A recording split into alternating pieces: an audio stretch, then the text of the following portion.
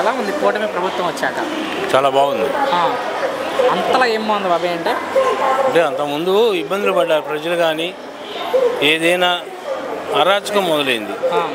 ఇవాళ అలాంటిది ఏమీ లేదు. బ్రహ్మాండంగా ఉంది పరిపాలన కూడా. పరిపాలన బాగుంది, రోడ్లు కూడా బాగుంది. నేను ముట్టాక మా కళ్ళి ఏనాడు కూడా అలాంటి గుంటలు చూడాల.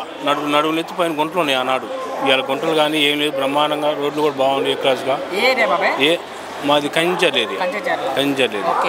మరి పథకాలు అందుతున్నాయా అంటే? పథకాలు వచ్చేసినాయి, అన్ని వచ్చేసినాయి. అయితే మన రైతులకు సంబంధించి అన్నదాత సుఖీభావ 2వ విడత వేసామని చెప్తున్నారు. 7,000 రూపాయలు వచ్చేసినాయి. చదువుకునే పిల్లలకు డబ్బులు వేసామంటున్నారు. వచ్చేసినాయి. ఆటో వాళ్ళకి డబ్బులు వేసామంటున్నారు. వచ్చేసినాయి. పెట్టామంటున్నారు. వచ్చేసినాయి. బాగుంది. పెన్షన్లు పెంచామంటున్నారు. పెన్షన్ వస్తుందా బాబాయ్? వస్తుంది. ఇంటికి వచ్చి ఇస్తారా? లంచాలు ఏమైనా అడుగుతారా? ఏమి లేదు. మరి ప్రభుత్వం ఏమీ చేయట్లేదు అన్నారు కొంతమంది. అది తప్పుడు ప్రచారం. అది వాళ్ళకున్న పిచ్చి తప్ప అంత తప్పితే ఏమీ లేదు.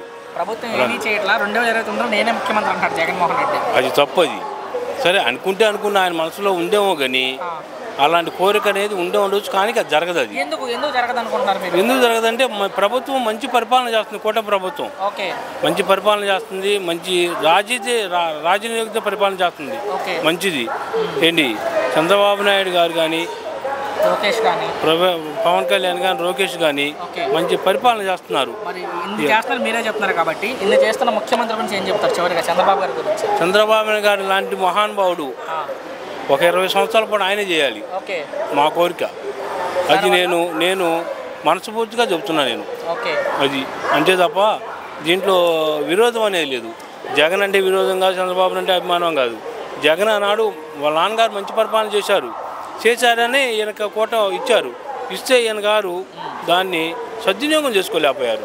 సద్వినియోగం చేసుకోకుండా కొంచెం ఇబ్బంది పెట్టిన ప్రజలను కూడా ఇబ్బంది పెట్టారు.